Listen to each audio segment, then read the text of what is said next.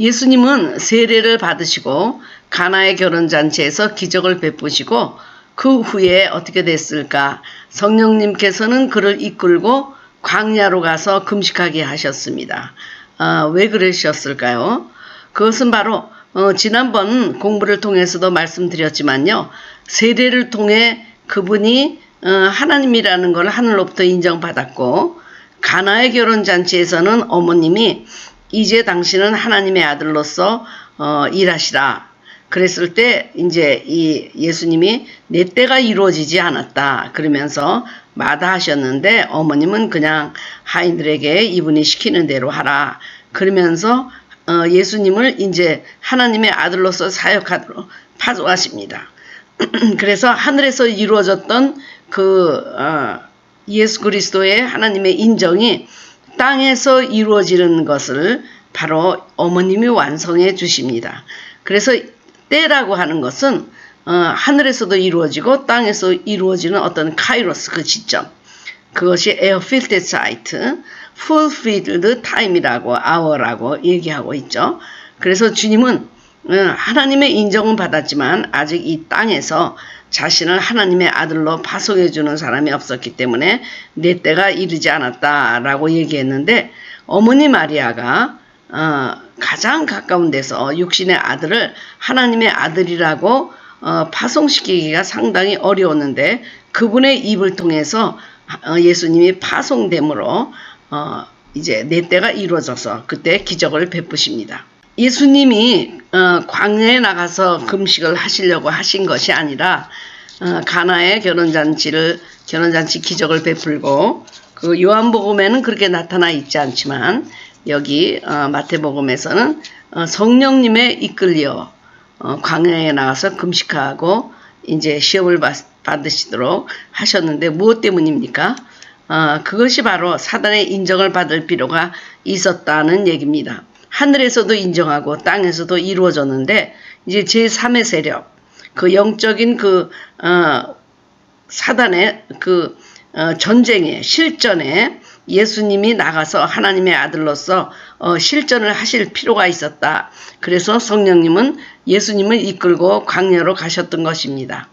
사단이 언제 그러면 이 예수님이 하나님의 아들이라는 것을 알았을까 하고 생각해 보면 아마 그 세례 요한으로부터 세례를 받으실 때 비둘기같이 성령이 내려오면서 내 사랑하는 아들이고 기뻐하는 자다라는 음성을 사단도 들었으리라고 생각합니다. 예수님은 죄인이 아니시기 때문에 굳이 회개를 위한 이 세례를 받으실 필요가 없었는데 이 세례를 받으심으로써 자기가 죄인의 자리에 들어가면서 온 인류의 죄를 전가받으십니다. 그러시면서 십자가에 마땅히 죄인으로 달릴 수 있는 자격을 얻죠. 그래서 의를 이룬다 그렇게 표현이 되었습니다.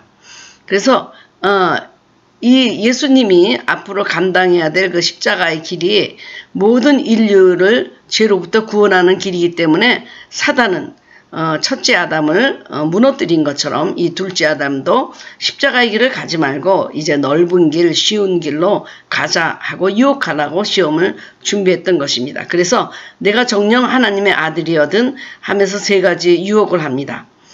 이 시험은 성령님이 예수님에게 거쳐야 하도록 하는 실전입니다. 40일 금식가 되었으므로 더욱 이렇게 유혹에 빠지기 쉬운 그런 환경이었는데 만일 40일 금식한 뒤에도 이 빵의 문제, 떡의 문제, 이 문제에 승리한다면 주님은 어떠한 경우에도 승리하실 수 있을 것입니다. 자, 첫 번째 유혹은 어떤 것이었습니까? 시험은 네가 만일 하나님의 아들이거든 이렇게 하면서 네가 하나님의 아들이면 이것을 해라 라고 사단이 세 가지 유혹을 들고 왔었죠. 자, 우리는 네가 만일 하나님의 아들이거든 이렇게 질문을 받지 않고 네가 만일 정말 하나님을 믿는다면 시어머니한테 이렇게 해서는 되겠니? 네가 정말 하나님의 아들, 하나님의 속한 목사이면 네가 그 성도들한테 이러면 되겠니? 하고 이렇게 시험에 오는 경우가 있습니다. 저희 집에서도 우리 시어머님께서 13년 동안 치매로 고생하시다 가셨는데 그 중에 처음에 그 초기에 3년은 저희 집에 계셨습니다. 모든 팔남매의 가족들이 의논해서 우리 집에 모셨는데 그 동서 믿지 않는 동서가 저한테 와서 네가 만일 목사거든 정말 사랑으로 감사함으로 이 어머니를 모셔라. 그렇게 진정성 있게 어머님을 모시면 하나님을 믿는 목사는 다르구나. 그래서 내가 믿겠다. 그러면서 저한테 그런 말을 한 적이 있었습니다. 그러므로 내가 어머니를 잘 모셔야 되고 불평도 하지 않아야 되고 감사도 해야 되지 않아. 그래야 내가 목사라는 것이 증명이 되고 그러면 자기가 믿겠다. 이렇게 어이가 없는 말을 제가 들은 적이 있었습니다. 여러분도 그런 얘기 많이 들을 것입니다. 당신이 만약 믿는 사람이라면 아니 시집에게 이렇게 하면 안 되잖아. 내가 당신 그 꼴을 보고 내가 못 믿겠어 하는 집의 남편들도 많이 있으리라 생각합니다. 그러나 오늘 이 말씀을 통해서 여러분이 그 유혹을 벗어나시기 바랍니다.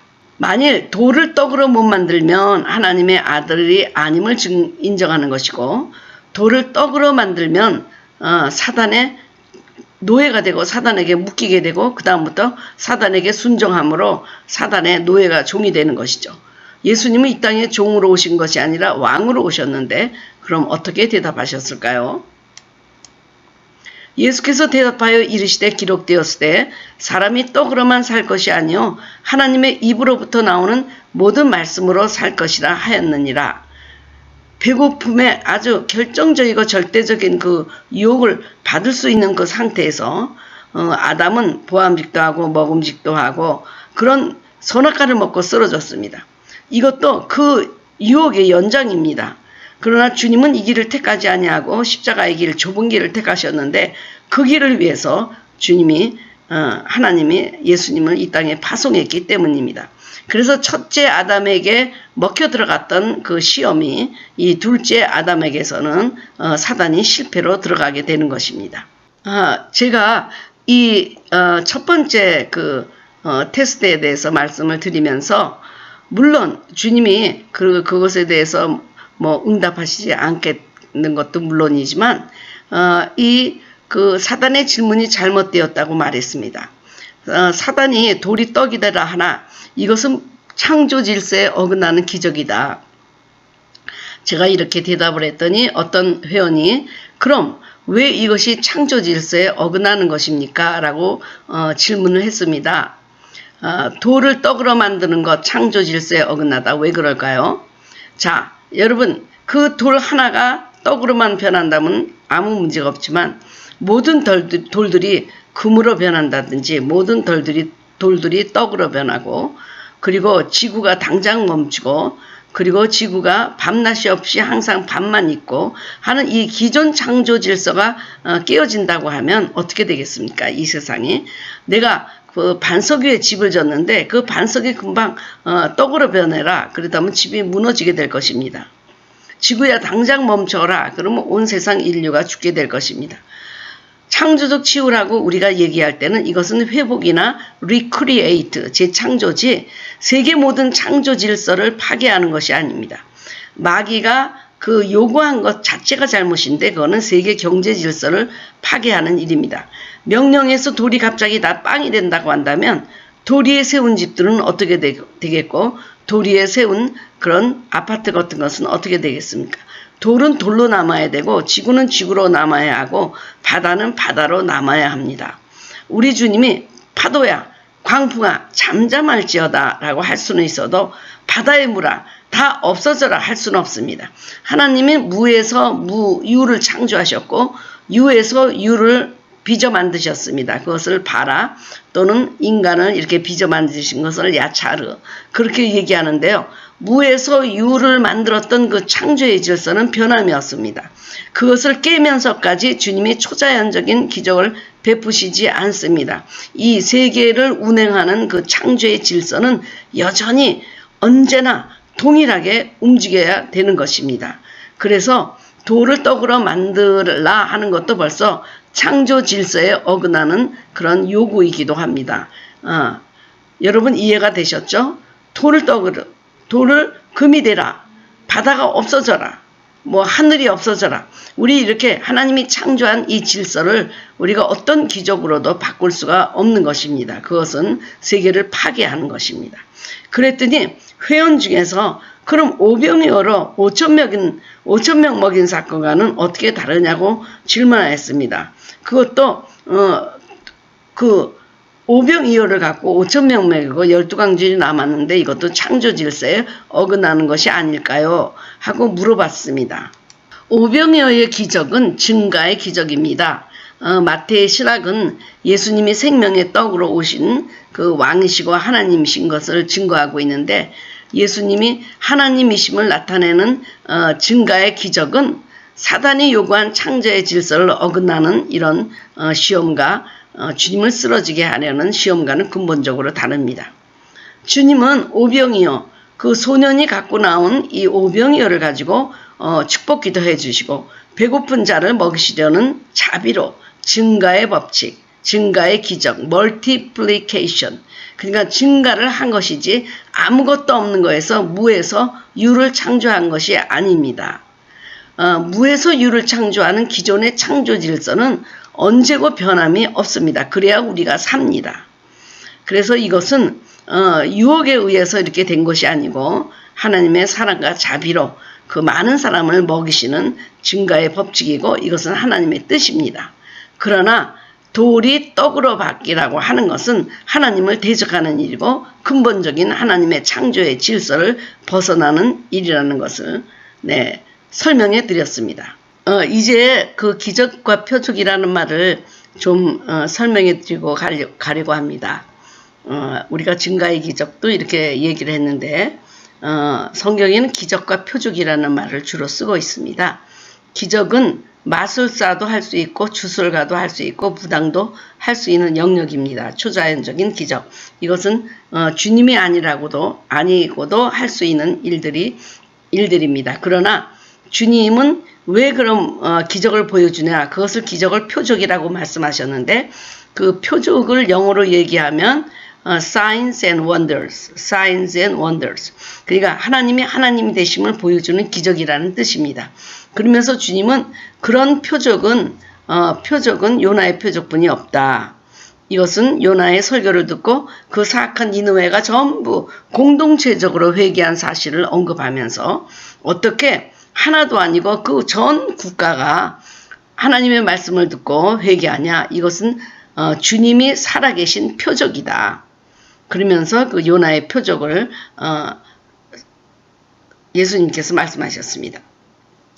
사실 사단이나 바리새인이나 서기관들은 눈여기로 표적을 보여달라고 조롱하고 그러나 그것이 자기네가 믿으려고 이 표적을 보여달라 한 것이 아니고 주님을 시험에 넘어지도록 하기 위해서 기적을 요구했기 때문에 주님은 하나님의 살아계신 표적이 이렇게 바리새인들에게 눈요기가 된다는 건 굉장히 모욕적인 것이라고 생각했습니다. 왜냐하면 바리새인들은 기적을 이렇게 보여줘도 믿으려고 보여달라는 것이 아니었기 때문에 주님은 그들에게 이런 기적을 보여주지 않으셨습니다. 그 동기가 굉장히 중요한 것입니다. 사실 우리는 기적보다도 기적의 주인이신 주님을 만나야 되는 것이고 그 기적이 하나님의 사랑, 하나님의 자비, 하나님의 국률하심 안에서 나타나야 될 때만 그것이 참다운 기적이지 이런 다른 주술가, 마술사도 할 수 있는 그런 기적은 우리가 원하는 기적이 아닙니다. 그 기적을 통해서 주님이 정말 살아계시구나 하고 보여주는 그 기적, 그것을 우리가 성경에서는 표적이라고 얘기합니다. Signs and Wonders라고 말합니다. 두 번째, 내가 만일 하나님의 아들이어든 뛰어내리라. 사단은 성경을 인용하여 그게 시편 91편이든가요? 두 번째 시험을 합니다. 여기서 주님이 뛰어내린다면 사단의 종이 되는 것이고 안 뛰어내리면 하나님의 아들이 아니고 능력이 없음을 인정하는 것이 됩니다. 마치 사면초가입니다. 이렇게 해도 문제고 저렇게 해도 문제입니다. 그런데 주님은 이렇게 성경 말씀을 이용해서 주노의 하나님을 시험하지 말라라고 다시 말씀으로 승리하셨습니다. 그러자 어떤 회원이 또 말라기에서는 하나님을 시험하라는 말이 나온다고 이것은 어떻게 된 거냐고 질문했습니다. 말라기 3장에 나오는 이 말씀은 주 너의 하나님을 시험하라. 네, 시험하라 이렇게 돼 있고, 그리고 그러면 하나님께서 하늘 문을 열어 너의 곳간에 부을 것이 없을 정도로 복을 부어준다 라고 말씀을 하고 있습니다. 제가 지난번에 가이사의 것은 하나님께, 가이사에게, 하나님의 것은 하나님에게 라고 11조를 설명할 때 설명해 드렸습니다. 여기서 말라기에서 하나님을 시험하라 라는 히브리 원어는 이그제민 하라 이런 뜻입니다. 한번 하나님에 대해서 우리가 알고자 이그제민 해봐라 이런 뜻으로 쓰였던 것입니다. 그런데 우리 한국어에는 시험하라 이렇게 됐으니까 마치 주님을 테스트하는 것처럼 되어 있는데, 테스트하는 것이 아니라 우리가 진정 하나님을 만나기 위해서 이그제민 하라는 뜻입니다. 그래서 그 하나님을 시험하라 라는 말은 사실 성경에 잘못 번역된 것입니다. 하나님을 우리는 시험하지 않아야 됩니다. 절대로 하면 안 되는 것입니다. 그래서 두 번째 이런 그 사단의 그 유혹에도 주님의 말씀으로 다시 승리하십니다. 세 번째, 내가 만약 하나님의 아들이거든 내게 엎드려 경배하면 이 모든 것을 너에게 주리라. 얼마나 쉬운 길입니까? 한번 사단에게 경배만 하면 이 세계가 모두 예수님의 것이 되는데, 네, 이런 제안을 받는다고 한다면 슬쩍 받아가지고 이 땅을 지배할 것입니다. 그런데 여기에서 참 문제가 있습니다. 사단은 지금 착각하고 있는 것입니다. 이 세상의 모든 것이 자기 것인 줄 알고 있습니다. 하나님은 한 번도 그에게 합법적으로 이 땅을 다스리는 권세를 주신 적이 없고 인정한 적도 없습니다.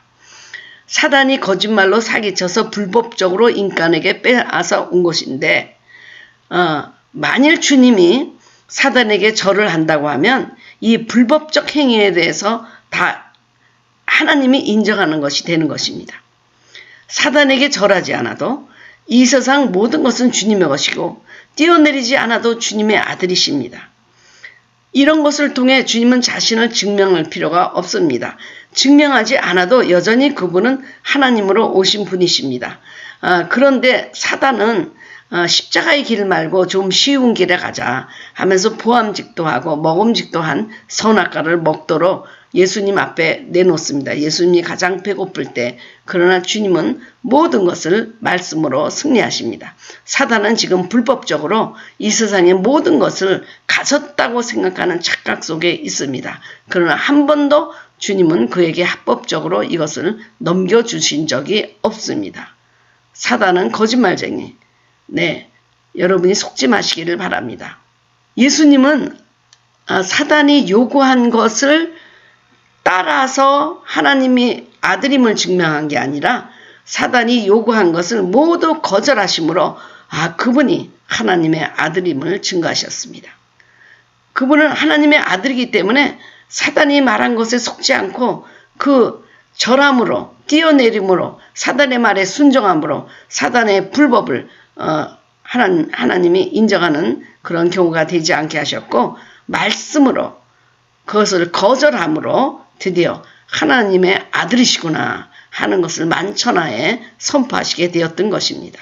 그러면서 성경에 누가복음 4장 13절에는 마태복음은 그런 말이 나타나지 않고 천사들이 수종 들었다고 그랬는데 마귀가 모든 시험을 다 한 후에 얼마 동안 떠나니라 이렇게 되어 있습니다. 그럼 도대체 얼마 동안 떠났고 어떻게 다시 나타났습니까?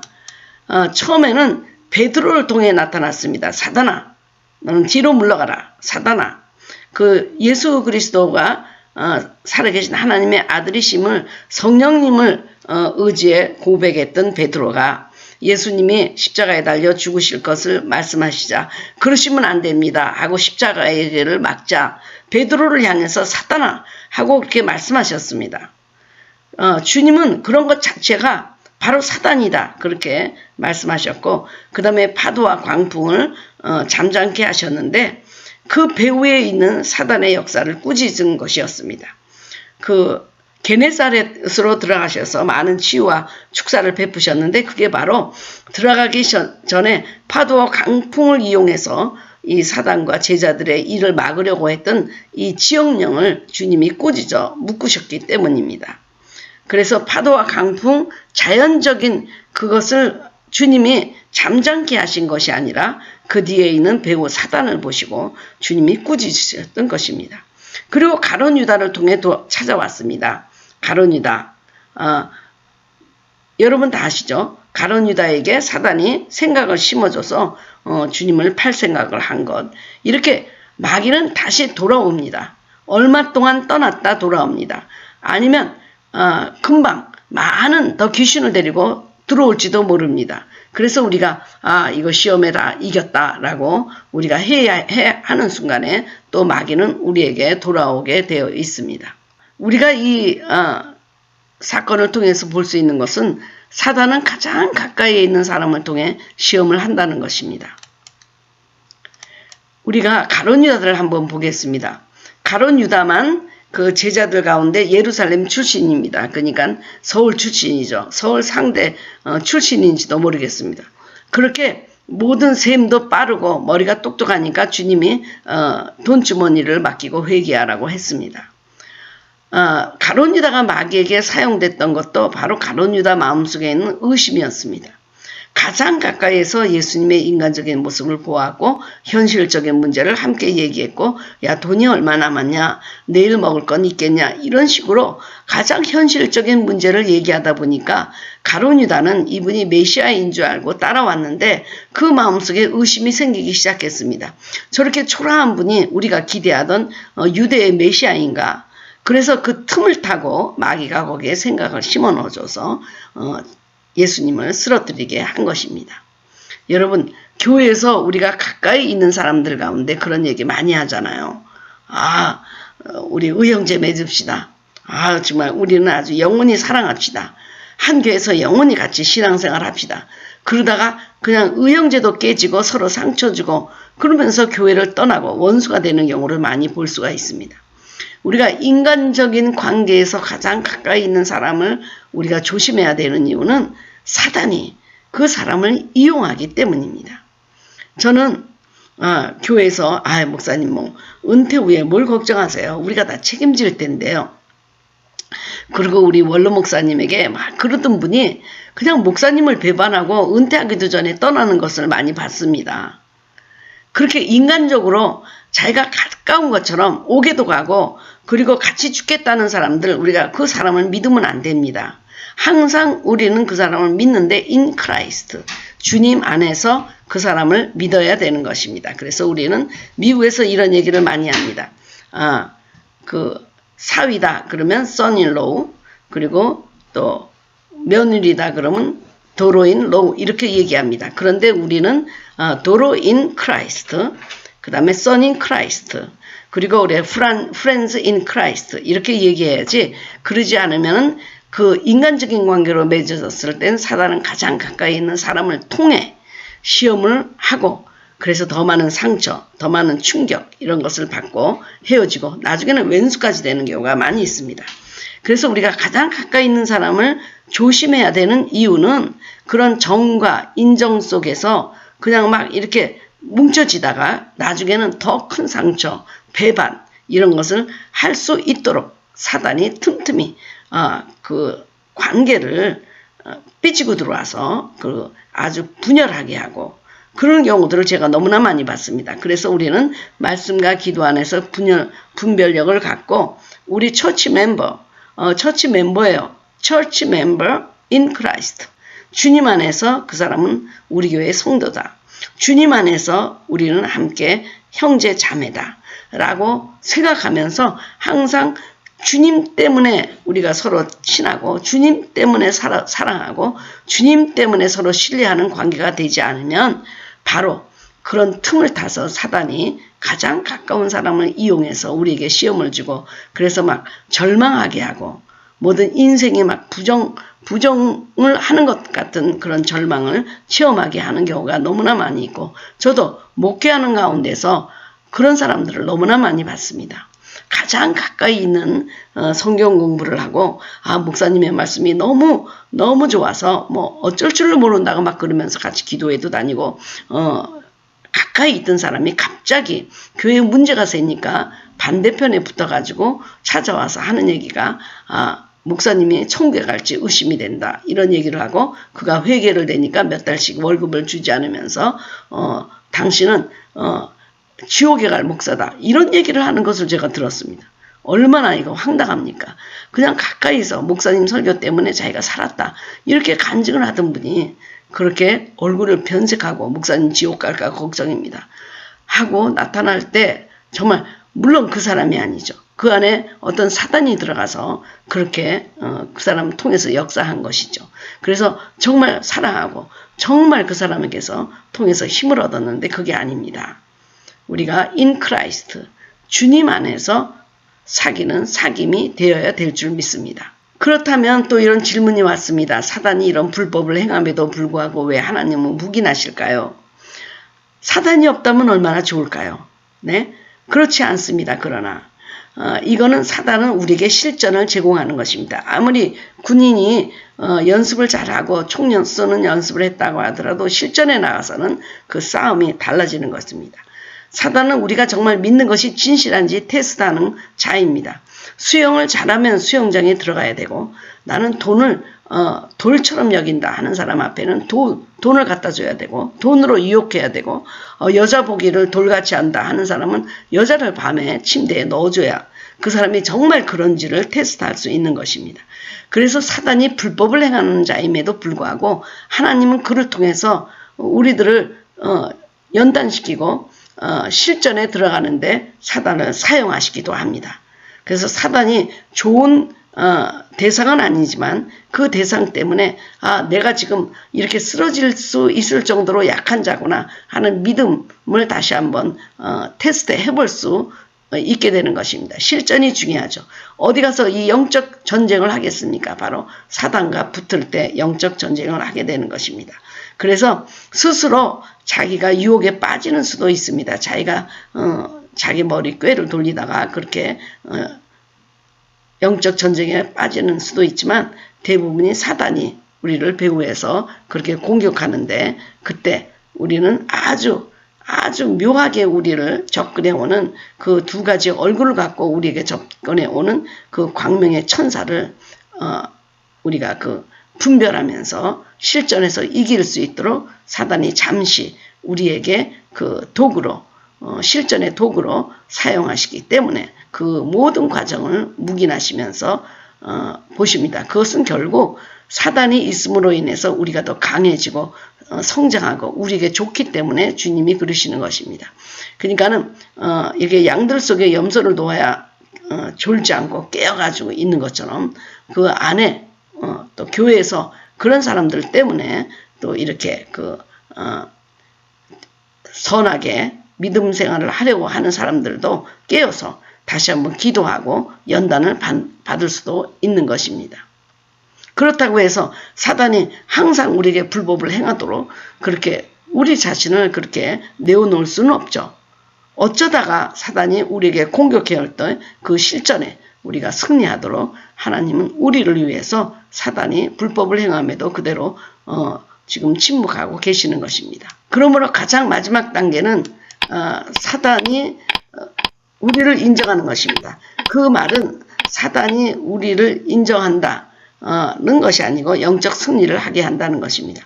그래서 하나님이 우리의 소명을 인정하고 하나님의 인정, 그 다음에 가장 가까운 이웃이 우리를 인정할 때는 이건 인격과 은사를 인정하는 것입니다. 저분은 정말 저런 인격이니까 목사가 됐으면 좋겠어. 그리고 하나님도 너를 목사로 부른다. 그래서 하늘에서 이루어지고 땅에서 이루어졌는데 사단이 인정해야 되는 때가 왔습니다. 이것이 실전입니다. 실전에 나가서 우리가 이겨야 이것이 온전한 그리스도인으로 완성되는 것입니다. 사단의 인정. 네, 우리가 사단의 인정을 받거나 안 받거나 우리는 하나님의 자녀입니다. 그러나 그 영적인 전쟁에서 우리가 실제로 이길 때 사단이 자기 패배를 인정하고 우리 승리를 인정하게 된다는 영적 승리. 이 세 가지가 건강한 그리스도인을 만드는 세 가지 요소가 되겠습니다. 하늘에서도 인정하고 이웃에서도 가장 가까운 이웃에게도 인정받고 그리고 사단, 우리를 넘어뜨리려고 하는 사단도 인정할 때 그때 우리의 그리스도인의 온전한 승리가 완성되는 것입니다. 경고합니다. 사단의 목적이 무엇입니까? 수단과 방법을 가리지 않고 우리가 하나님과 분열되며 하나님의 뜻이 이 땅에서 이루어지지 않도록 방해하는 자들입니다. 그들은 거짓말하는 자, 파괴자, 살인자, 도둑질하는 자들입니다. 그래서 우리가 사단에게 항상 깨어서 실전에서 이길 수 있도록 해야 되는 이유는 그러지 않으면 우리가 하나님과 하나님의 그리스도의 몸에서 떨어져 나가기 때문입니다. 그래서 우리 손을 꼭 붙잡고 주님 안에서 우리의 모든 그리스도의 복을 누리기 위해서는 이 사단에게 항상 분별을 하고 사단이 나에게 어떻게 공격해 오는지 한번 우리가 이렇게 분별할 수 있는 능력으로 서가야 되는 것입니다. 그래서 마태복음은 왕으로 오신 예수님을 선포하고 있습니다. 왕. 그런데 사단의 이 유혹은 왕이 아니고 너 종이 되라 이렇게 말하고 있는 것입니다. 마태는 처음에 바로 이분이 왕으로 오신 것이지 종으로 오신 것이 아니다. 사단의 노예가 되기 위해서 오신 것이 아니고 그것을 다스리고 지배하고 내어쫓고 하시기 위해서 그 마귀의 일을 멸하러 오신 자라는 것을 선포하기 위해서 맨 앞에 이 마귀의 시험에서 이기는 예수님을 선포하고 있습니다. 예수님은 이 십자가를 피하게 만드는 것들 모두가 마귀의 유혹이라고 말씀하시지 아니하고 너는 마귀다. 너는 사단이다. 이렇게 말씀하면서 어떤 것도 용납하시지 않았습니다. 이 대장정, 십자가를 향한 대구원의 길을 막는 모든 것은 마귀다. 이렇게 말씀하셨습니다. 그래서 마태는 28장의 이 기록을 통해서 죽음의 고난까지도 당당히 이기시는 승리의 왕이심을 선포하고 이분은 누구에게 종이 되거나 매이거나 노예가 되시는 분이 아니다. 첫째 아담은 그래서 종이 되었지만 둘째 아담으로 오신 예수님은 당당히 이기시고 왕으로 다스리고 정복하신 분이시다 하는 것을 기록하기 위해서 마태복음이 그 기록 목적이 그런 것입니다.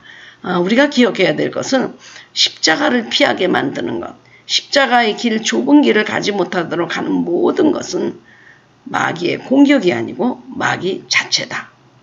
주님은 이렇게 선포하고 마귀야 물러가라 하고 자기 수제자 베드로에게 명령하셨던 것입니다.